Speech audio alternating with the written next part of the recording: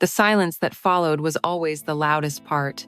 It roared in my ears, a deafening void where moans and whispered obscenities had just existed. My back was sticking to the cool, expensive leather of his couch, a couch where dozens of troubled souls had confessed their secrets, but I doubt any of them had ever left a stain like mine. A thick wool blanket, the one he usually kept folded neatly on the armchair, was draped over me, its scratchiness a strange comfort against my bare, flushed skin. The air in his office, a place that once felt like a sanctuary, was now thick with the scent of old books, his subtle cologne, and the undeniable, animalistic smell of us, of our sin. I turned my head just enough to see him. Dr. Julian Vance. He was standing by the large window, his back to me, looking out at the glittering, indifferent lights of the city below. He had pulled his trousers back on, but his shirt was still unbuttoned, hanging loosely from his strong shoulders. In the dim light filtering in from the street, I could see the faint outline of his profile, as handsome and composed as it was during our sessions. He was the man who was supposed to piece me back together, but instead, he had simply found my cracks and broken me open in a way I never imagined. My gaze drifted past him, to the framed diplomas on his wall, his name printed in elegant, authoritative script. It was a testament to his professionalism, his ethics, his oath. And I, Eleanor, was the living, breathing, aching violation of it all. Before this room, before the scent of his skin became my most dangerous addiction, there was just emptiness. A quiet, sprawling house in the suburbs. A husband, Mark, who provided everything except the one thing I was starving for, to be seen. He looked at me, but he never saw the loneliness gathering in my eyes. He touched me, but it was the absent-minded touch of habit, not of hunger. I was a beautiful piece of furniture in the home he'd built. So I came here, to this office, seeking a translator for the silent screams in my own head. I came seeking a cure, and he listened. Oh, he listened with an intensity that felt like a physical touch, his gaze holding mine until I felt completely, utterly bare. He wasn't supposed to become the man I was cheating with. He was supposed to save me from myself. I just didn't realize that myself, my deepest, most desperate self, wanted him more than salvation. It began, as most desperate measures do, with a Google search. The words felt foreign on my fingertips, typed into the sterile search bar on my laptop late one Tuesday night. Best psychiatrist near me. Mark was asleep in our bed, his breathing even and untroubled. He had come home from work, eaten the dinner I'd prepared while scrolling through emails on his phone, asked a perfunctory, "How was your day?" without waiting for the answer, and then retreated into the blue glow of his own world before falling into an easy sleep. The silence he left behind was a physical presence, a cold sheet settling over the perfectly decorated, minimalist rooms of our house. It was in those silent hours, night after night, that the emptiness became a cavern, and I knew I was screaming inside it, but no sound was coming out. I couldn't tell him. Telling Mark I was unhappy would have been like describing color to a man born blind. He understood success, efficiency, schedules. He did not understand the abstract, shapeless ache of a soul that felt invisible. So I clicked on a name, Dr. Julian Vance. The website showed a kind, intelligent face, a string of impressive credentials, and a promise of confidential, compassionate care. I made the appointment. It felt like a betrayal, this first secret, but it was a betrayal in the name of survival. My first session was terrifying. I walked through the heavy oak door of his building, my heart hammering against my ribs. The office itself was a world away from my own home. Where my house was all glass and steel and shades of white, his space was warm and grounded. The walls were lined with books, not for show, but real, well-read books with cracked spines. A rich oriental rug covered the floor, and the air smelled of old paper, worn leather, and something faintly spicy, perhaps the tea he was sipping when I arrived. He wasn't what I expected. He was more handsome than his photo, with flecks of silver at his temples that spoke of wisdom, not just age. But it was his calm that disarmed me. He didn't rush me. He simply gestured to a plush, comfortable armchair and he waited. His voice, when he finally spoke, was a deep, steady baritone that seemed to absorb the frantic energy in the room. He didn't offer platitudes or easy solutions. He simply created a space, an hour of suspended time, that was entirely mine. "Tell me why you're here, Eleanor," he said. And the simple, direct question felt like a key turning in a lock I didn't even know was there. And so I spoke. I talked about the loneliness, the feeling of being a ghost in my own life. I described the quiet dinners, the conversations that were merely exchanges of logistical information. I confessed my fear that I was disappearing, that if I stopped moving, I might just fade away completely. With each word, I expected judgment or pity or even boredom. I received none of it. He just listened, his dark eyes fixed on mine, not with a clinical detachment, but with a profound, unwavering attention. It was intoxicating. It was a drug more potent than any prescription he could have written. For the first time in a decade, I felt like the most important person in a room. He would nod slowly, letting the silence hang for a moment after I'd finished a thought, giving my own words a weight and significance I'd never allowed them. "It sounds," he said in our second session, "like you are grieving for a connection you feel you've lost, or perhaps never truly had." He didn't blame Mark. He didn't blame me. He just named the beast. And in naming it, he took away some of its power. That office became my sanctuary. For 1 hour a week, I was not a wife, not a hostess, not a manager of a household. I was just Eleanor. And I was seen. The seed was not planted with a single dramatic gesture. It was sown in the soil of that safety, watered with tiny, almost imperceptible shifts in our dynamic. It began with his eyes. The unwavering professional gaze began to soften. Sometimes, as I was speaking, I would notice a change in their depth, a flicker of something that felt less like analysis and more like appreciation. He started to hold my gaze for a beat too long after I'd finished a sentence, a silent acknowledgement that felt intensely personal. Then came the language. He began to close the professional distance. A simple phrase like, "You have a beautiful way of describing that feeling," sent a jolt through me. It wasn't a compliment on my progress. It felt like a compliment on me. He started to lean forward more in his chair, creating an illusion of intimacy, shrinking the space between us until the air felt charged. He was no longer just a doctor. He was Julian. I remember the exact moment of the first touch. It was our 5th or 6th session, and I was describing a particularly hollow weekend.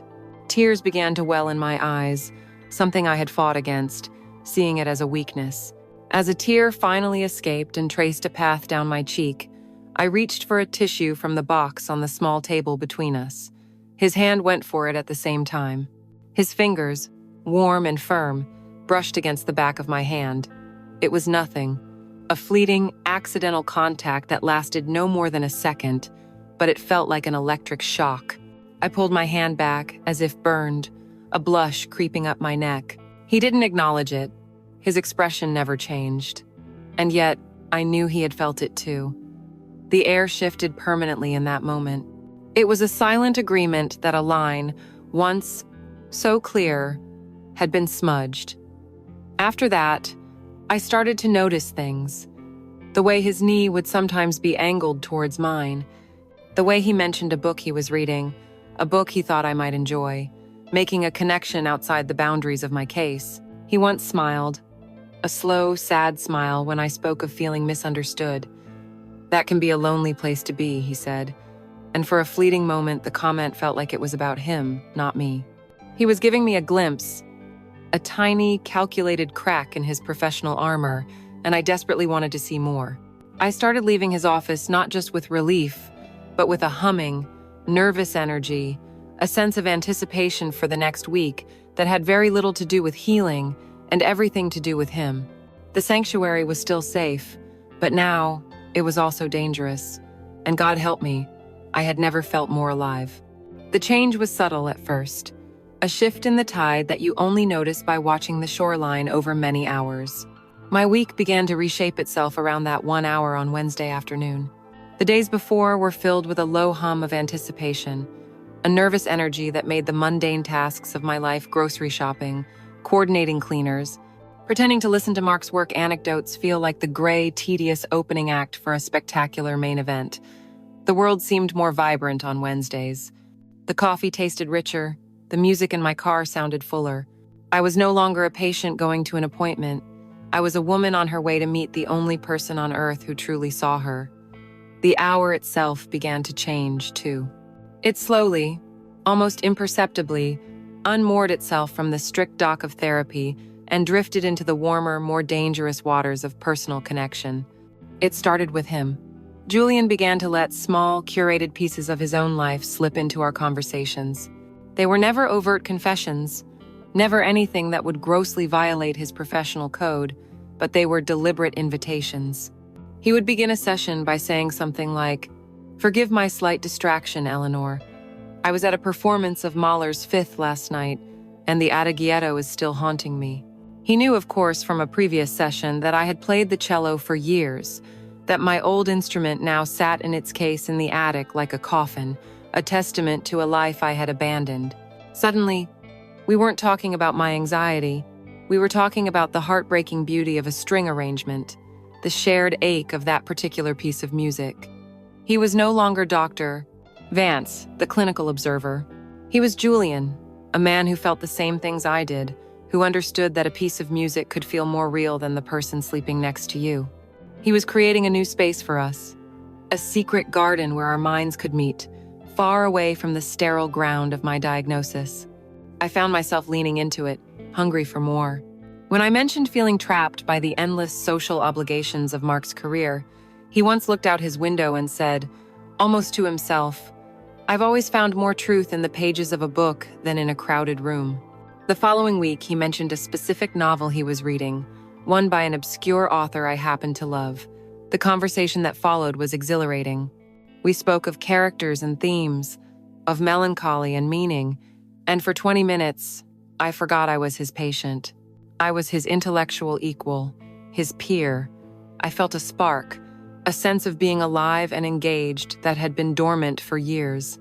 I started to ask him questions, crossing a boundary I would never have dared to before. Did you agree with the author's ending? What other composers do you admire? He would answer, always carefully, but he answered. He was feeding me, giving me just enough to keep me starving for more. This reciprocity was the most seductive part of all. It made our connection feel real, something we were building together, not a therapeutic strategy he was deploying. The power imbalance that should have protected me was dissolving, and in its place was a thrilling, terrifying sense of intimacy. My body began to conspire with my mind. The ritual of getting ready for my Wednesday appointment became a sacred act. I would stand in front of my walk-in closet, a space filled with expensive, Mark-approved clothes, and I would search for something else. Not for him, I told myself at first, but for me. But it was a lie. I chose the deep blue silk blouse not just because I liked the color, but because I had seen the way his eyes lingered on it once before. I chose the charcoal gray pencil skirt because it was elegant, but also because it clung to my hips in a way that made me feel like a woman again, not just a wife. I started wearing a different perfume, a more complex, musky scent, wondering if he would notice. The entire process was a quiet rebellion, a secret declaration. I was adorning myself for the one man who appreciated the art, not just the frame. The drive to his office was a torment of sweet anticipation. My hands would tremble slightly on the steering wheel. I would play the classical station, hoping to hear a piece of music we had discussed, imagining him listening to it at the same time. The flutter in my stomach was no longer the cold dread of anxiety. It was the warm, hopeful flutter of a teenager before a date. My mind would race with possibilities. What fragment of his life would he offer me today? Would we discover another shared passion? Would his fingers accidentally brush against mine again when he passed me the box of tissues I no longer needed? I would arrive at his office, flushed and breathless, my heart beating a frantic rhythm against my ribs. And then, for an hour, I would be bathed in the warmth of his attention, and the world would make sense. The drive home was the come-down, the slow, painful return to reality. I would pull into the driveway of my perfect, silent house, and the contrast was a physical blow. The woman who had been so vibrant and alive just minutes before would vanish, replaced by the ghost who haunted these empty halls. The affair had already begun, long before his lips ever touched mine. It was an affair of the mind, of the soul, and it was already consuming me. One afternoon, sitting in my car after a particularly intense session where we had debated the meaning of a poem for half the hour, I caught my own eye in the rearview mirror. My face was glowing, my pupils were dilated, my lips were slightly parted. I looked like a woman who had just been made love to. A wave of guilt washed over me, hot and sharp. But it was followed by another wave, one of pure, unadulterated thrill. The line hadn't just been blurred, I had erased it. And I knew with a certainty that both terrified and excited me that I would never draw it again. The clock on the mahogany mantelpiece had a soft, almost apologetic chime. It struck 5, signaling the end of our hour, but neither of us moved. Outside, the world had dissolved into a churning fury of gray. A late autumn storm, one that had been threatening all day, had finally broken, and rain was lashing against the large paned window of Julian's office in violent diagonal sheets. It wasn't a gentle rain. It was a deluge, a percussive roar that sealed us in, creating an insulated bubble of warmth and quiet intimacy. The fading daylight turned the room a deep, bruised purple, and Julian rose, not to show me to the door, but to switch on a low, golden lamp on his desk. The soft light pooled around us, pushing the stormy darkness back, and in doing so, transforming the room from a clinical space into something far more personal, something that felt like a private study, a late-night refuge. I should have gathered my things. I should have said my thank yous and made a dash for my car. But I was paralyzed, held captive by the atmosphere, by the unspoken permission to stay. He turned from the lamp, his face half in shadow, and looked at me. "You can't go out in that," he said, his voice a low rumble beneath the drumming of the rain. "You'd be soaked in seconds. Let's just wait for it to ease up." It wasn't a question, but a gentle command, one I was all too willing to obey. The excuse was perfect, a gift from the angry sky. He walked over to a handsome wooden cabinet I had never seen him open before. The doors swung wide to reveal a collection of crystal tumblers and several bottles of amber-colored liquid. "Our time is technically up," he said, a slow smile playing on his lips. "Which means I can no longer bill you for my insights. But I can offer you a drink, tea, or, given the weather, perhaps something a little stronger. It feels like a whiskey sort of evening." The offer hung in the air, charged with unspoken meaning. This was the true transgression, the first concrete step off the prescribed path. Accepting wasn't just about having a drink, it was about agreeing to a new set of terms. It was accepting his invitation to be a woman in his room, not a patient. "Whiskey would be lovely," I heard myself say, my voice sounding distant, almost belonging to someone else, someone braver and more reckless than I had ever been. He prepared the drinks with a quiet, efficient grace. I watched his hands, the same hands that had gesticulated thoughtfully while dissecting my anxieties, as they poured the golden liquid over ice. The sound of the cubes clinking against the crystal was sharp and clear against the backdrop of the storm. He handed me a glass, and our fingers brushed, a touch that was no longer accidental. This time, a jolt of pure, unadulterated electricity shot up my arm. He took a seat not in his usual doctor's chair behind the desk, but in the other armchair, the one reserved for, well, I didn't know who it was for. It was closer to mine, separated only by the small end table where he placed his drink. The pretense of therapy had vanished completely. We were just a man and a woman, trapped by a storm, sharing a drink. The silence that fell between us was different now, thick with anticipation. He broke it. "Eleanor," he began, his voice softer than I'd ever heard it. "I feel I should confess something." My heart gave a painful lurch. These sessions, our conversations, they have become the most intellectually and emotionally stimulating part of my week. He looked directly into my eyes, and there was no clinical distance left, only a raw, undisguised intensity. "I find myself thinking about your insights, your resilience, long after you've left. I have listened to stories of pain and struggle in this room for 20 years, but I have never met anyone with such a vibrant, passionate soul hidden just beneath the surface. You feel things so deeply. It's extraordinary. He was using his professional tools, his deep understanding of my psyche, to seduce me. He was reflecting back to me the woman I had always desperately hoped I was. He wasn't talking about my anxiety or my marital dissatisfaction anymore. He was talking about me, about my soul, and I was drinking it in more greedily than the whiskey in my hand. He set his glass down, the sound seeming to echo in the quiet room. He moved from his chair and knelt on the rug in front of me, closing the last bit of space between us. My breath caught in my throat. He was looking up at me now, a position of supplication that was the most powerful move he could have possibly made. It stripped away all his authority and replaced it with a breathtaking vulnerability. "Eleanor," he whispered, and the sound of my own name was a caress. He raised his hand, slowly, deliberately, his eyes never leaving mine. It was not a sudden movement, it was a conscious, measured act, and he was giving me every opportunity to flinch, to pull away, to say no. I did nothing. I was frozen, mesmerized. His palm, warm and slightly rough, came to rest against my cheek. The touch was explosive. It was a brand. Every fear, every rule, every ounce of guilt was incinerated in the searing heat of that simple contact. I closed my eyes, leaning into his hand in a gesture of complete and total surrender. He leaned in, and I could smell the faint scent of whiskey on his breath, mingled with the familiar, intoxicating scent of his own skin. His lips met mine. The first touch was impossibly soft, a question, a moment of final, teetering hesitation. It was the last chance to turn back. My own lips parted slightly in response, and that was all the answer he needed. The pressure deepened, the gentleness vanished, replaced by a raw, desperate hunger. It was a kiss of breathtaking transgression, a release of weeks of unspoken words, of lingering glances, of shared secrets.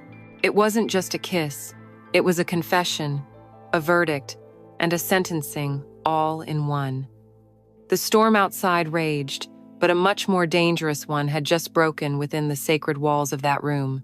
The sanctuary had been violated, and I had been the one to hand over the key. In that moment, as his tongue met mine, I felt a dizzying mix of pure, unadulterated bliss and the cold, terrifying certainty that my life, as I knew it, was over. The kiss shattered the world. When we finally broke apart, gasping for air, the room was the same, yet utterly changed. The rain still beat its frantic rhythm against the glass. The lamp still cast its golden glow, but a new, dangerous element had been introduced into the atmosphere. It was the quiet hum of the irreversible. We stared at each other, our chests rising and falling in unison, our eyes wide with the shared shock of what we had done. His, which I had only ever known to be calm and analytical, were now dark with a stormy, untamed emotion that mirrored the chaos outside. "Eleanor," he breathed, and my name on his lips was no longer a professional courtesy. It was an invocation. I shouldn't have. The words were a token protest, a ghost of the professionalism he had just murdered. He said the words, but he didn't move away. In fact, his hands, which had been holding my face, slid down to my shoulders, his thumbs stroking the delicate skin of my collarbone.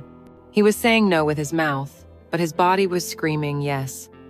And my own body, so long dormant, was screaming back.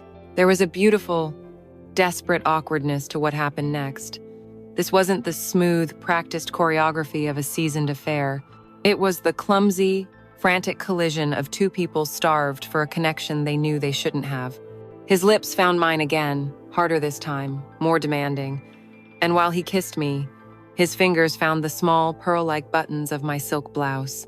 His hands, which I had watched take meticulous notes on my psyche, were now trembling slightly as they fumbled with the fabric. The sound of each button popping free was a small explosion in the quiet room. I answered with my own fumbling urgency, my hands going to his tie, pulling it loose, then moving to the crisp cotton of his shirt. It was a frantic, silent conversation of need. He pulled away from my mouth to press kisses along my jaw, down my neck, and the feeling of his stubble, The slight roughness against my soft skin sent a cascade of fire through my veins. The blouse slid from my shoulders, and he pushed it away as if it were an obstacle he could no longer tolerate. And there it was, the bra I had chosen that morning, a delicate piece of black lace, a secret I had worn just for the possibility of this moment. For a second, he just looked, his gaze tracing the scalloped edges of the lace, the way it framed the swell of my breasts. In his eyes, I saw not just lust, but a kind of reverence, an appreciation that made me feel beautiful in a way Mark's vacant glances never could. He had spent weeks excavating the hidden corners of my mind, and now he was looking at my body with that same intense, focused discovery. His fingers traced the edge of the lace, sending shivers across my skin before finding the clasp at my back. With a soft click, it came undone.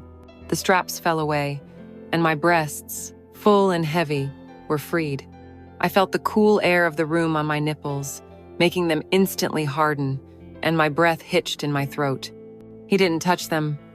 Not yet.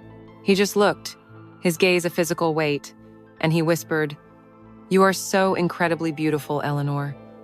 It was the validation I had been craving, a balm on a wound I didn't even know was still open. He stood, pulling me up with him, and guided me the few steps to the leather couch.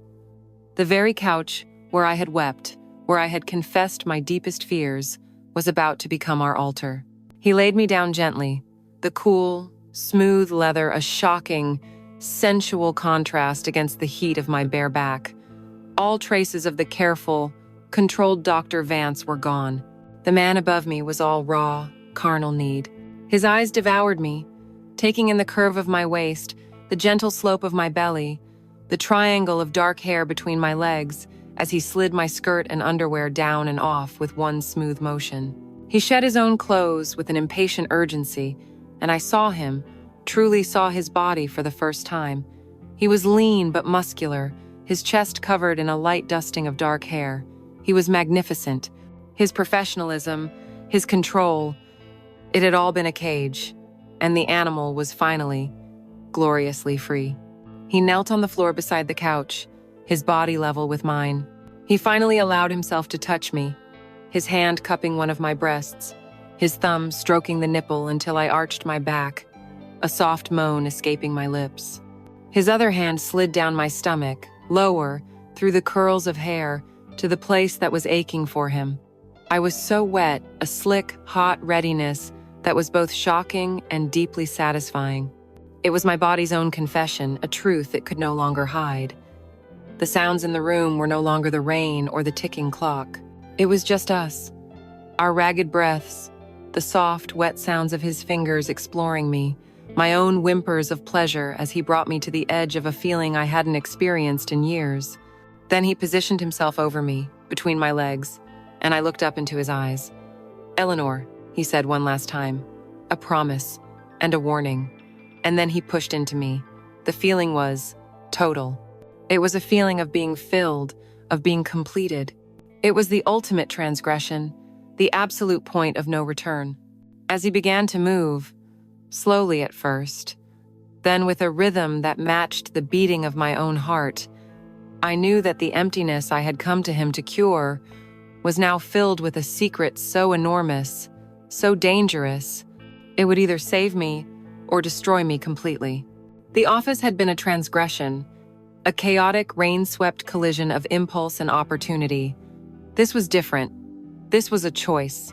This was a deliberate, premeditated sin, planned in the cold, blue light of our respective phones through a series of coded, heart-stoppingly brief text messages. The Beaumont. Room 712, 3 p.m. There was no question of what it meant. The days leading up to it were a special kind of torment, a slow burn of anticipation that scorched the edges of my mundane reality. I would be standing in the produce aisle, deciding between organic kale and spinach, and my mind would be in that hotel room, imagining the feel of his hands on my skin. I would be sitting at a silent dinner with Mark, listening to him detail a corporate merger, and a hot, secret flush would creep up my neck as I remembered the taste of Julian's kiss. My life had been neatly divided into two parts: the grayscale, hollow world, where I was Mrs., Eleanor Ashton, and the vibrant, secret, technicolor world where I was simply his. I arrived first, my heart a frantic drum against my ribs. Room 712 was beautiful and brutally anonymous. It was a space without history, a blank canvas, crisp. High thread count white sheets were stretched taut over a king-sized bed. Abstract art in muted tones hung on the walls. A floor-to-ceiling window offered a panoramic, impersonal view of the city. This wasn't his sanctuary or my cold home. It was our liminal space, our arena, belonging only to us for the next few hours. I took off my coat, my hands shaking slightly. Underneath, I was wearing a simple, elegant dress, but beneath that was my armor, my declaration. I had bought it 2 days earlier, the purchase itself a thrilling, clandestine act. It was a lingerie set in the deepest shade of emerald green, the color of envy and secret forests. It was silk and lace, a stark contrast to the functional beige underwear I wore in my real life. This was not the lingerie of a wife. This was the lingerie of a lover. When his knock came, a soft, discreet rap, it felt like a thunderclap. I opened the door, and for a moment, we just stood there, drinking each other in. He looked tired, the lines around his eyes deeper than they were in his office, but his gaze was electric, hungry. He stepped inside and closed the door, the heavy click shutting out the entire world. He didn't speak. He simply reached out and began to slowly, deliberately, unzip my dress. The sound of the zipper was a long, descending hiss, and the dress pooled at my feet, leaving me standing before him in nothing but the emerald lace and my heels. His breath caught, a small, sharp sound in the quiet room. He didn't touch me. He just looked, his eyes doing the caressing first. His gaze was a physical thing, tracing the lines of the silk, the intricate patterns of the lace, the way it framed my body. "My God, Eleanor," he finally whispered, his voice thick. "You are a masterpiece." He led me to the bed, undressing me with the slow, reverent patience of a scholar unwrapping a priceless artifact. He kissed the hollow of my throat as he slid the silk straps from my shoulders. The bra came away, and he looked at my breasts as if he were seeing them for the first time.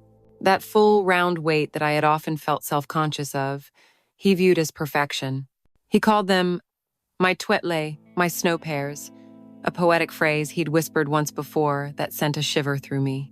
He lowered his head, his mouth closing over one nipple, and I cried out, my back arching off the bed.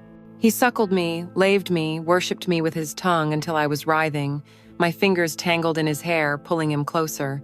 This was not the hurried, frantic act of our first encounter. This was a slow, deliberate anatomy of lust. He gently turned me over onto my stomach, my face buried in the cool, clean scent of the hotel pillows. I heard him move behind me. "Look at us," he murmured, and I lifted my head to see our reflection in the mirrored doors of the wardrobe opposite the bed. The image was breathtakingly erotic.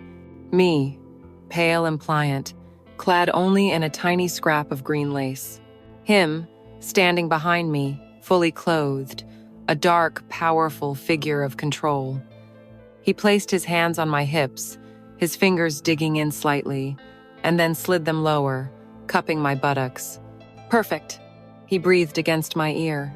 He traced their shape, praised their roundness, their firmness, making me acutely aware of a part of my body I had rarely thought of as beautiful. He was creating a new vocabulary for me, teaching me to see myself through his eyes, the eyes of pure, unadulterated desire. I turned back to face him as he finally shed his own clothes. My eyes fell on him, on the rigid proof of his need for me. It was not just a physical part of him. It was the embodiment of his hunger, the focused, powerful core of the desire that had shattered his professional calm.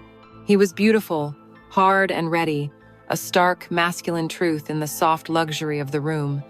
He laid me back against the pillows and began his exploration. His mouth and hands moved over me, relearning the landscape of my body. He kissed the inside of my thighs, his tongue tracing patterns that made me gasp. He parted the velvet folds of my core, the Kobe, as he once called it, the little girl who was now a woman weeping with need. He found the slick, hot center of me, the source of the wetness that now coated my inner thighs.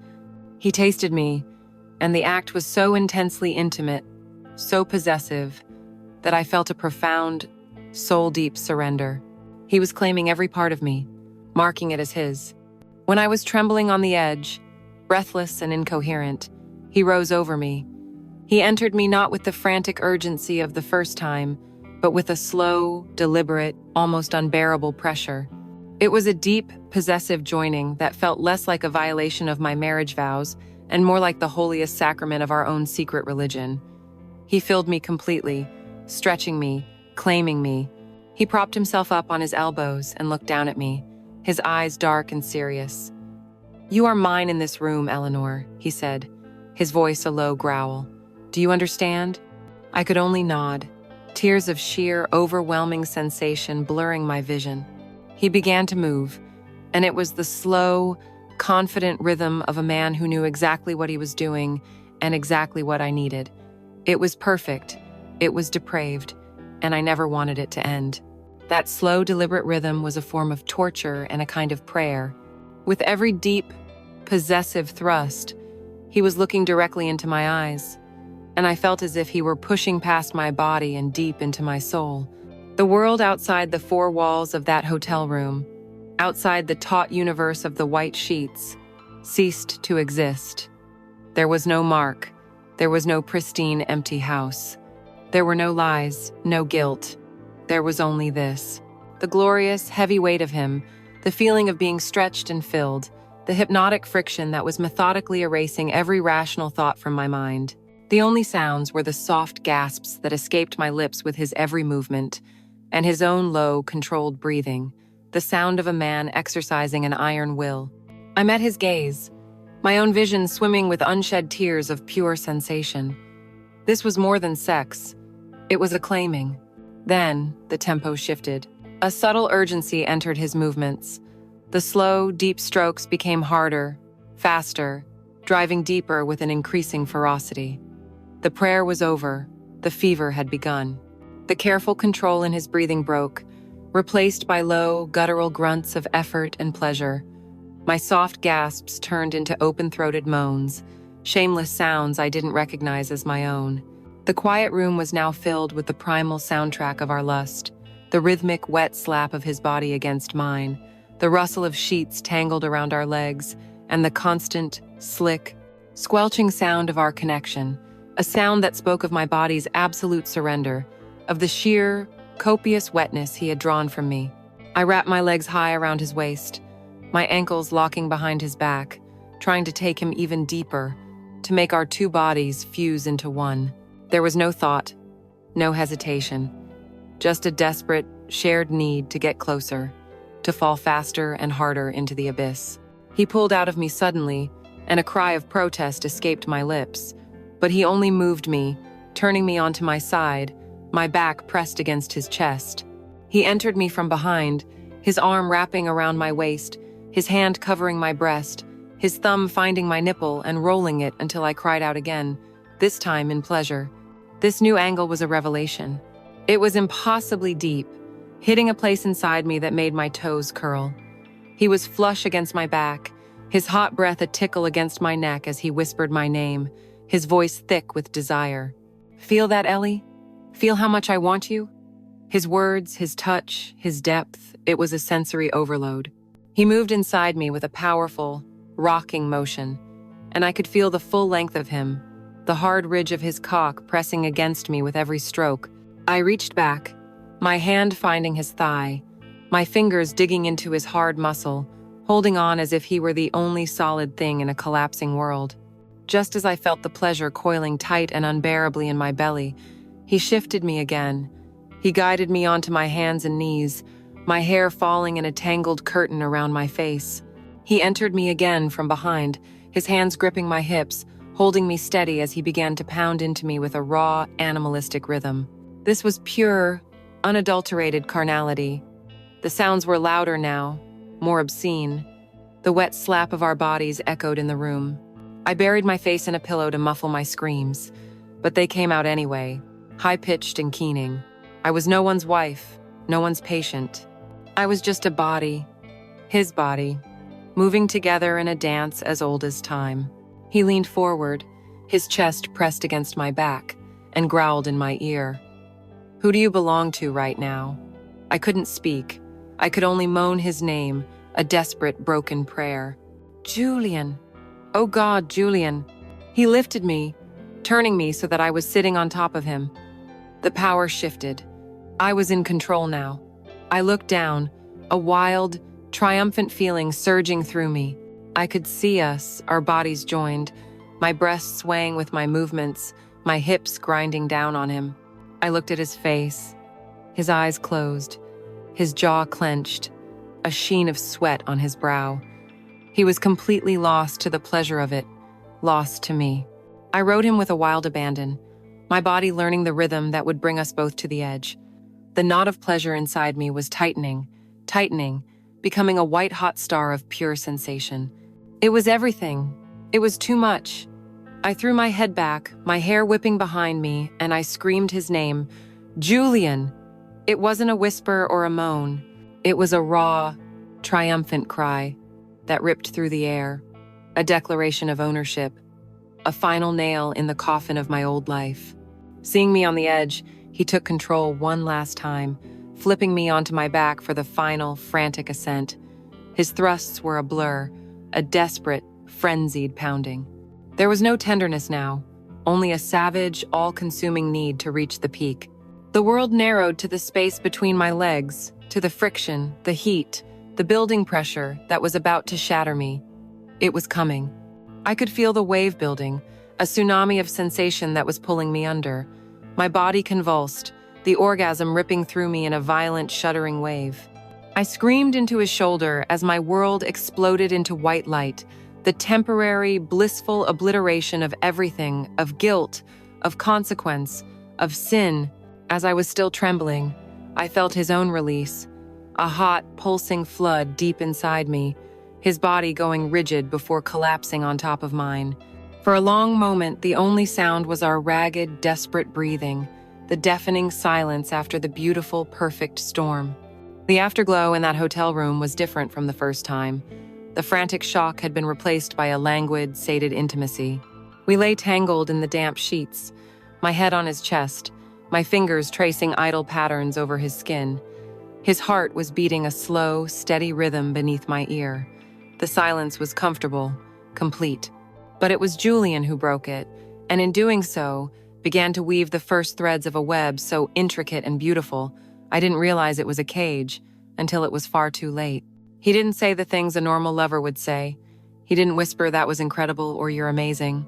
Instead, his voice was low, thoughtful, the familiar cadence of his consulting room returning, but with a new, terrifying intimacy. "You see, Eleanor," he murmured, his hand stroking my hair. "That power you felt, the way you took control, that wasn't me giving you something. It was me helping you uncover something that was already there. It's been inside you all along. You just needed to be in a space safe enough to let it out." His words hit me with the force of a revelation. He was reframing our sordid, adulterous act as a therapeutic breakthrough. It wasn't just a sin, it was a step in my healing. It was brilliant, it was insidious, and it worked. Suddenly, the guilt that was beginning to prickle at the edges of my consciousness was soothed, replaced by a sense of profound purpose. Our affair wasn't just about lust or loneliness. It was part of my journey. He was not just my lover. He was still my guide, my doctor, leading me toward a more authentic version of myself. This twisted logic became the central pillar of our relationship. Our official therapy sessions, which we continued for the sake of his professional records and my own carefully constructed alibi, became the most surreal theater. We would sit in our usual chairs, the air thick with the memory of what our bodies had done, and we would dissect our affair as if it were a case study. "Tell me about the moment you screamed my name," he would say, his face a perfect mask of clinical interest. "What did that feel like for you? Was it a release of all the words you've swallowed for years?" I would answer honestly, my voice trembling slightly, confessing that it felt like a declaration, a claiming of my own pleasure. He would nod slowly, perhaps making a note on his pad. "Interesting," he'd murmur. "So, we're replacing the silence of your domestic life with a new, more vocal form of expression, a positive step, We analyzed our lovemaking with the detached vocabulary of psychology. Our lust was libidinal energy. My orgasms were cathartic releases. His manipulations were guided explorations of repressed desire. It was a dizzying, perverse hall of mirrors, but it was also the most intoxicating thing I had ever experienced. It gave our affair a weight, a significance, that made it feel almost noble. We weren't just cheating. We were engaging in a radical, boundary-pushing form of therapy. This psychological weaving reached its zenith in the bedroom. He took every secret, every vulnerability I had ever confessed to him in the sanctity of his office, and he turned them into the most potent tools of seduction. I had once told him, tears in my eyes, that my greatest fear in my marriage to Mark was that I was sexually boring, that my desires were vanilla and uninspired. I carried that shame like a stone. One afternoon, in that same hotel room, as he was kissing me, he pulled back and whispered, "I want you to get on your knees for me, Eleanor." A jolt of fear and excitement went through me. Before I could answer, he added, his voice a soft caress against my ear, "Show me that woman you were so afraid of. Show me the adventurous, hungry woman you've been hiding from the world. Show her to me." It wasn't a demand. It was a challenge. It was an invitation to destroy the version of myself I hated most. And I did. I knelt for him, not out of submission, but out of a fierce, triumphant desire to prove him right. He knew my deepest wounds, and he knew exactly how to kiss them. I had confessed the deep, aching void left by Mark's inability to offer praise, my desperate need for verbal affirmation. Julian flooded that void until I was drowning in validation. As he made love to me, he would provide a running commentary of worship. Yes, like that, "God, I love the way your body moves. Listen to the sounds you're making, Ellie. So shameless. This is what you've been missing, isn't it? Someone who can read the language of your body and speak it back to you." He praised every moan, every shudder, every response, until I felt like a goddess. But his most powerful weapon was my core fear, the terror of being invisible. He used it with surgical precision. He would hold my face in his hands, forcing me to look at him and say, "Mark never saw this fire in you, did he? He looked at you every day, and he was blind to it. But I saw it. I saw it from our very first session. It was burning just behind your eyes. All of this. It was inevitable. I was the only one who could ever truly see you." These words were the foundation of his power over me. They made our affair feel like destiny. It absolved me of guilt because it suggested I had no choice. My soul had recognized its counterpart. How could I be blamed for that? On some level, a small, sane part of me knew this was a dangerous game. I knew he was using my own confessions, my own soul, as his playbook. But that knowledge was buried beneath the intoxicating, overwhelming bliss of being so completely and utterly known. He knew my fears and desired them. He knew my shame and worshipped it. He knew my emptiness, and he filled it, not just with his body, but with his words, his intellect, his razor-sharp perception. The psychological web was complete. I was caught fast in its center, feeling every vibration, every tug on the silken threads. And I looked at my captor, the magnificent spider who had woven it all, and I mistook my beautiful, perfect prison for a home. There's a dangerous comfort that settles into a long-term affair. The initial, frantic terror of being discovered softens into a low, manageable hum of caution. The lies become second nature, rolling off the tongue with an ease that is both impressive and deeply unsettling. Our secret life had found its rhythm. Coded texts, followed by a plausible excuse for an afternoon away from home, art gallery, lunch with an old friend, a specialist doctor's appointment across town. Mark, in his self-absorbed world, accepted them all without question. He was a man who only saw the surface of things, and as long as the surface of our life remained pristine, the house immaculate, the dinners served on time, the social calendar managed, he had no reason to look deeper. I had become arrogant in my deception. I felt like a master spy, skillfully navigating two separate worlds, and the thrill of the danger had been replaced by a sense of pride in my own audacity. I had come to believe, foolishly, that our bubble was impenetrable, that the universe of room 712 was governed by its own set of rules, completely firewalled from the life I led with my husband. That arrogance was a flaw in the system, a vulnerability waiting to be exploited. The afternoon it happened began like any other. The hotel room was a familiar haven, the scent of the clean sheets and Julian's skin a comforting perfume. We had made love with a slow, languid confidence, an exploration that was less about frantic discovery and more about the deep, satisfying pleasure of knowing another's body intimately. Afterwards, we lay tangled together, talking quietly, my head resting in the hollow of his shoulder. The afternoon sun streamed through the window, painting stripes of gold across the white duvet. It was peaceful. It was perfect. We were in our bubble, safe and sound. My phone was on the bedside table where I always put it.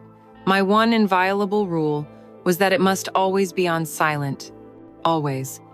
But that day, in the haze of our lovemaking, in the deceptive comfort of our routine, I had forgotten to check. I was dozing, drifting in that blissful liminal space between sleep and wakefulness, when a sudden, sharp buzz vibrated through the mattress. My eyes snapped open. Julian stirred beside me. The phone buzzed again. It was a text message. I reached for it, a small knot of annoyance tightening in my stomach. The screen lit up with Mark's name. My heart gave a little jump, but it wasn't panic. Not yet. Meeting canceled, heading home early. Want me to pick up anything for dinner? I did the math in my head. He was at his downtown office. It would take him at least 45 minutes to get home. It was fine. Tight, but fine. I have to go, I said to Julian, untangling myself from his arms, the beautiful peace of the moment evaporating. I swung my legs off the bed and started gathering my clothes. It was as I was pulling on my underwear that the phone buzzed again. I glanced over at the screen, and my blood ran cold. The name on the lock screen was Julian, and the message preview, the 2 lines of text visible to anyone who happened to glance at it, was a damning piece of his dark, intellectual wit. A private joke that was now a public indictment. It read, "You left your therapy session in quite a rush today. I hope I was able to provide a satisfactory, cathartic release." I froze, my half-dressed body suddenly slick with a cold sweat. It was a joke between us, a mockery of the very web he had woven, but laid bare on a lock screen. It was a confession. It was proof. It contained everything: the therapy, the affair, the sex, the psychological manipulation. It was a digital stick of dynamite. And then, before I could even process the horror of it, the phone began to ring. The screen lit up with a photo of Mark, smiling on a beach vacation years ago. The cheerful, insistent ringtone filled the silent hotel room, a siren announcing my doom. I stared at the phone as if it were a venomous snake, buzzing and vibrating on the nightstand just inches from Julian's naked hip. Panic, pure and absolute, seized me. I couldn't answer. Not here. Not now.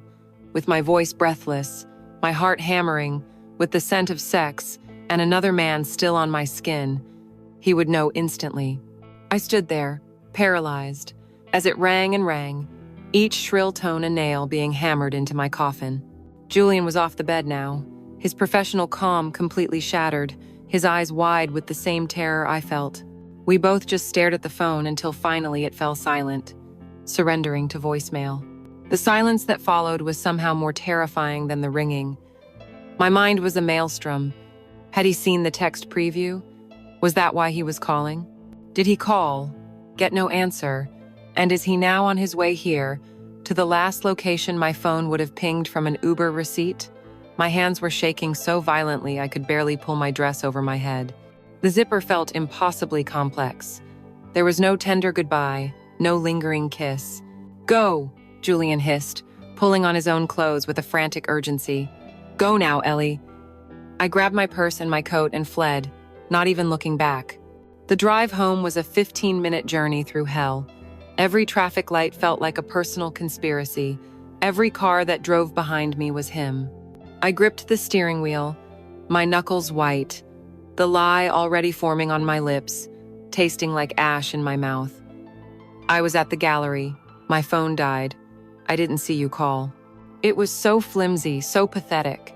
The thrill of the affair, the feeling of empowerment, Of being desired, it was all gone, replaced by a nauseating, gut-wrenching fear. I was risking everything. My home, my life, the entire, carefully constructed edifice of my existence, all for this. I pulled into the driveway, my body trembling, and walked on unsteady legs to the front door. I stepped inside. The house was quiet. I walked through the foyer, into the kitchen, my heart pounding so hard I could hear it in my ears. And there he was. Mark was standing at the counter, calmly slicing a tomato, a loaf of bread and some cheese laid out beside him. He looked up as I entered, a completely normal, untroubled smile on his face. "Hey, you," he said, his voice casual. "You're back. How was the exhibit?" The world stopped spinning. The immediate threat had passed. He didn't know. But as I stood there, looking at my husband, the easy lie I had rehearsed stuck in my throat like a shard of glass. The bubble had burst. And I knew, with chilling certainty, that the illusion of my control was gone forever. The near miss with Mark left a hairline fracture in the perfect, polished fantasy of my affair. In the days and weeks that followed, that tiny crack began to splinter and spread, webbing its way across everything until nothing looked solid anymore. The fear, once it had been truly woken, refused to go back to sleep. It became my constant, unwelcome companion. The easy arrogance I'd felt in managing my two lives was gone, replaced by a jittery, low-grade paranoia. Every time my phone buzzed, my heart leaped into my throat. Every time Mark came home early, I felt a jolt of pure adrenaline, followed by the exhausting effort of arranging my face into a mask of casual innocence. I started analyzing his every word, his every glance. Did that question hold a double meaning? Was that silence a sign of suspicion or just his usual emotional absence? The affair, once my escape from the tension of my life, had become its primary source. The hotel room, once a sanctuary, now felt like a borrowed space on borrowed time, the door perpetually threatening to burst open. This new, persistent fear acted like a solvent, dissolving the sophisticated psychological justifications Julian had so carefully constructed for me. And in the space they left behind, guilt flooded in, raw and potent. It began to attach itself to the smallest domestic details. I would watch Mark across the dinner table, eating the risotto I'd spent an hour preparing, and I would be struck by a wave of revulsion so strong it made me feel faint. This man, for all his flaws and his emotional distance, was my husband. He was a decent man who, in his own way, trusted me completely. And I was repaying that trust by feeding him lies and perfectly cooked meals, all while the scent of another man's skin still lingered on my own. One evening, he came home looking utterly exhausted, the lines of stress deep around his eyes.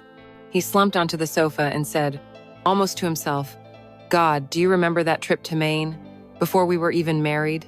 That little cabin by the lake? I'd give anything to be back there right now." The memory, so simple and sweet, was a physical blow. It was a reminder that we once had a beginning, a time before the silence and the emptiness. For the first time in months, I saw him not as the symbol of my loneliness, but as a person, my husband, and the depth of my betrayal was staggering. That night, lying beside him in our bed, the space between us felt like a vast, cold chasm, and I knew I was the one who had dug it. As the fantasy of my home life shattered, so too did the fantasy of my affair. The tarnish began to spread to my idol. Julian, once the flawless, all-knowing savior, started to seem different. The thrilling, intoxicating encounters in our hotel room began to take on a subtle but unmistakable air of repetition. The things he whispered to me, the lines about my power, my passion, my hidden soul, which had once felt like divine revelations, now started to sound a little too polished, a little too practiced. It began to feel like a script, one he knew by heart, and I was just the latest actress to play the part. The physical passion was still there, a reliable fire we could always ignite, but a certain hollowness had crept into the moments before and after. It was like watching a brilliant performance for the second or third time. You could still admire the technique, but the initial magic was gone. The coldness I had once interpreted as professional discretion began to feel more and more like simple detachment. The moment our time was up, the moment we were dressing to leave the anonymous warmth of the hotel room, the transformation was jarring. The passionate, adoring lover would vanish, and the brisk, efficient Dr. Vance would reappear. His texts, which I reread obsessively, were now clearly just for logistics. Any attempt I made to reach for him outside our prescribed bubble was gently but firmly rebuffed. Once I called him on a Thursday, feeling a wave of loneliness and needing to hear his voice. He answered on the second ring, his tone clipped. "Eleanor, I'm with a patient," I stammered an apology. "Of course, I'm so sorry. We have our time tomorrow," he said, not unkindly, but with a finality that made it clear. "We can talk then. Goodbye." The click of the phone felt like a door slamming in my face. We had our time. It was a transaction, an appointment. My emotional needs were only valid within the confines of those paid-for hours. The deepest crack appeared on a Tuesday. I was in a bookstore cafe, a place I frequented, when I saw him across the room. He wasn't with a patient or a lover. He was with another man, someone his own age. They were laughing, heads tilted together over a newspaper, and Julian's laugh, it was completely different from any sound I had ever heard him make. It wasn't the low, appreciative chuckle he gave me when I said something insightful, nor the throaty growl of his passion. It was a loud, uninhibited, genuine bark of amusement. His whole face was transformed, relaxed, and unguarded in a way I had never seen. I was looking at a stranger. I was looking at a Julian who existed completely outside of me, a Julian who had friends and jokes, and a life that had absolutely nothing to do with my trauma or my pleasure. In that moment, I felt a chilling sense of my own insignificance. I wasn't his world. I was a compartment, a fascinating, complex, and sexually satisfying compartment, but a compartment nonetheless.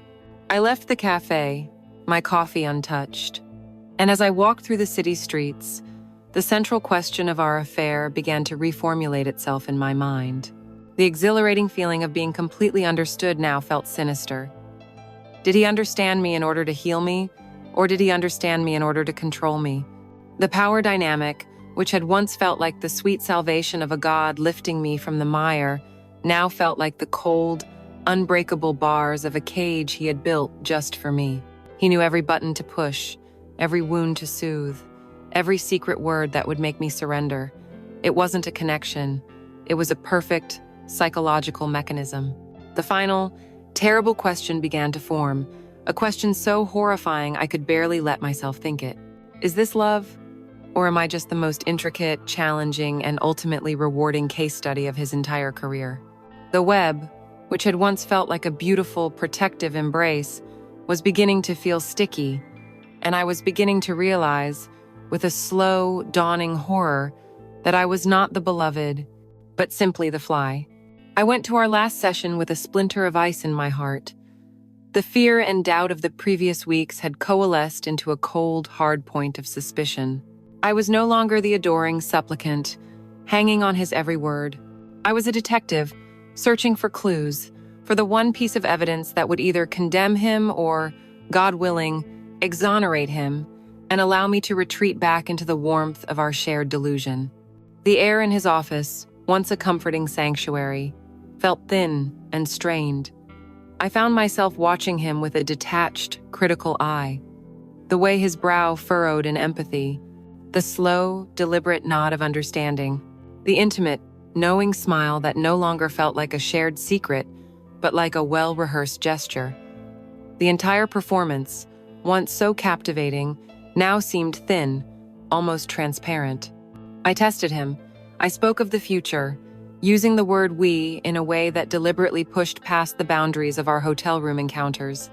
I was thinking, I said, my voice carefully casual, that we could take a weekend trip somewhere, up to the coast, just for a few days. I watched his face for a flicker of genuine excitement, for a sign that he, too, longed for a world where we were more than a sordid secret. Instead, a subtle, almost imperceptible shudder came down over his eyes. He leaned back, assuming the classic therapist pose, his fingers steepling in front of him. "Eleanor," he said, his tone gentle, but with an unmistakable edge of clinical correction. "We've discussed the importance of boundaries. Our connection thrives within the framework we've established. To try and transplant it into the real world would put unnecessary pressure on it, on you. He was framing his rejection as a concern for my well-being. A year ago, I would have found it wise. Now, it sounded like an excuse. It sounded like a man expertly keeping his assets and his liabilities separate. The session ended. The polite chiming clock dismissed me as always. I felt a cold, hollow disappointment. There was no smoking gun, just more of the same, elegant, infuriating evasion. I gathered my things and stepped out into the small, quiet waiting area, and that's when I saw her. She was sitting in the chair by the window, her hands twisting nervously in her lap. She was perhaps 10 years younger than me, with large, sorrowful eyes and an air of fragile intelligence. She looked like the kind of woman who felt things too deeply for the world. She looked like me. In her lap was a book of poetry by Rilke, the same book Julian had discovered we had in common, the one that had served as the foundation for our first non-therapeutic conversations. My blood turned to ice. Julian came out of his office to greet her, his back partially to me. I was still fumbling with the sleeve of my coat, momentarily forgotten. "Amelia," he said, and his voice was a revelation. It was the voice he had used with me in the very beginning. It was a low, soothing, hypnotic murmur, laced with a profound empathy that felt like a physical embrace. "I'm so glad you came. Come in, let's talk." He placed a hand on the small of her back, a gesture of guidance that was both proprietary and deeply comforting, and he gave her the look. It was the same intense, unwavering gaze that had once made me feel like the only person on earth. A look that said, "I see you, I see your pain, and I am the only one who can fix it." He was starting the dance all over again. I stood frozen in the hallway, the fabric of my coat clutched in my fist. And in that one blinding, horrifying instant, the entire affair unraveled. It wasn't a slow tearing of fabric, it was the sudden, violent shattering of glass. Every memory, every conversation, every touch, replayed in my mind, but now cast in the cold fluorescent light of this new truth, the shared love of Rilke, the discovery that we both adored Mahler, his confession that he thought of me outside our sessions, the lines he'd whispered in the dark. "You have such a vibrant soul. No one has ever truly seen you before." It wasn't a unique connection. It was a formula. It was a well-honed, predatory script he deployed on sad, intelligent, lonely women. The Rilke was a prop. The empathy was a tool. The seduction was a hunt. I saw the entire sordid assembly line laid bare. The vulnerable patient, the intellectual grooming, the blurring of boundaries, the affair framed as therapy, the eventual, inevitable discard when he grew bored or they became too demanding. The man I loved had never existed. I had been in a relationship with a ghost, a reflection of my own needs and desires that he had expertly mirrored back at me. He wasn't a flawed man who had fallen in love. He was a narcissist who had found a perfect system for getting what he wanted: adoration, sex, and the godlike thrill of controlling someone's mind and soul, all under the unimpeachable protection of his professional title. The power dynamic, which I had romanticized as the pull between two intellectual equals, was now revealed for what it was: the absolute power of a doctor over his patient, of a predator over his prey. He hadn't broken the rules for me. For him, there simply were no rules. I turned and walked out of the building, moving like an automaton. I didn't cry. The shock was too deep, too cold for tears. It was a devastation that hollowed me out completely. I got into my car and sat there, my hands limp on the steering wheel, staring at nothing. The affair hadn't filled the emptiness inside me. It had been a lie, a beautiful, elaborate hallucination. And now that it was gone, the void it left behind was terrifying. The original emptiness of my marriage had been a quiet, passive thing. This new emptiness was a screaming, gaping wound, carved out by the sharp edge of betrayal and the dull blade of my own spectacular foolishness. He hadn't saved me. He hadn't even broken me. He had simply taken my existing cracks and used them for his own pleasure, leaving them wider and more impossible to repair than ever before. He hadn't filled my void. He had become it. There was no dramatic confrontation. There were no accusations, no tearful showdowns in his book-lined office. To confront him would be to give him the satisfaction of a reaction, to engage in one last psychological tango where he could twist my pain into some fascinating new data point on the human condition. I refused him that. My revenge, if you could call it that, was a profound and absolute silence. I didn't show up for our Wednesday assignation at the hotel. I let his first text, the coded, questioning one, sit unread. Thinking of you. Everything all right? An hour later, a second one, the tone shifting. Eleanor, you missed our appointment. Please let me know you're okay. This was Dr. Vance now, the concerned professional. The hypocrisy of it was so blatant, so pathetic, it didn't even make me angry. It just made me feel tired. I read the message, a ghost of a man I no longer knew, and then, with a strange, cold calm, I blocked his number. I deleted his contact, erasing his name from my phone as if he were a wrong number, a stranger who had briefly, mistakenly, crossed my path. It was a small, digital act, but it felt like a burial. I was burying the ghost. Life returned to its previous shape, but the substance of it had changed entirely. I moved through the quiet, sunlit rooms of my house, a ghost of a different sort. I was no longer the woman screaming in a silent cavern. I was the cavern itself, hollowed out and empty. Mark, in a rare moment of perception, noticed the change. He found me one evening staring out the kitchen window as the sun set, and he placed a hesitant hand on my shoulder. You seem far away lately, Ellie, he said. Is everything okay? I turned to look at him, at his familiar, uncomprehending face, and I felt nothing. No anger, no resentment, not even the dull ache of loneliness. The affair hadn't fixed our marriage. It hadn't destroyed it. It had simply revealed its true nature, a comfortable, hollow arrangement, and it had made me a permanent, complicit resident. I could no longer blame him for my unhappiness. My unhappiness was now my own creation, a toxic secret I had brewed myself. I'm fine, I said, the lie slipping out, as always. Just tired. The great cosmic joke of it all settled in my bones. I had sought therapy to heal a wound, and the therapy had become the wound itself. The very process designed to build trust had taught me that trust was for fools. The act of making myself vulnerable had been an invitation for violation. The sacred space of confession had been turned into a hunting ground. How could I ever heal now? The one path that might lead out of this darkness, talking to a professional, was a path I could never walk again. The idea of sitting in a room with another therapist, of bearing the raw, ugly truth of what I had done and what had been done to me, was unthinkable. Every question they asked would be suspect. Every expression of empathy would feel like a technique. Julian hadn't just betrayed me, he had poisoned the well. He had destroyed the cure, along with the disease, leaving me stranded and more alone than I was when I had first walked through his door. A few months ago, I did something brave, or perhaps just desperate.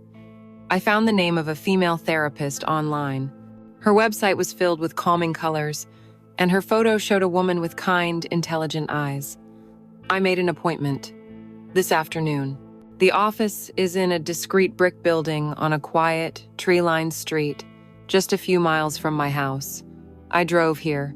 I parked my car directly across the street, and I have been sitting here, engine off, for the last 45 minutes. My appointment was at 3 o'clock. It is now 3:45. I can see the door to the building. It's just a door. Behind it, there might be help.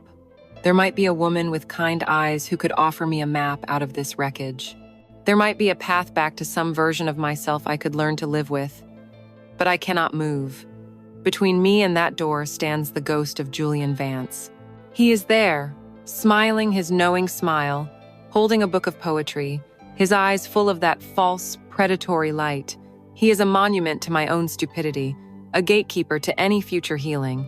To walk through that door would mean telling the whole story, speaking the whole sordid, shameful truth out loud. And I can't. The shame is too heavy. The folly is too great. My hand reaches for the ignition. The key turns, and the engine hums to life, the sound unnaturally loud in the quiet car. I don't look at the door to the therapist's office again. I put the car in drive and pull away from the curb, back toward the silent house, back toward the empty marriage, back toward the vast, echoing space inside me. I used to think the emptiness was the problem. I thought a man, a passion, a grand, all-consuming love could fill it, but I was wrong. The emptiness was never the problem. The problem was what I was willing to become to run away from it. And now, it's all I have left.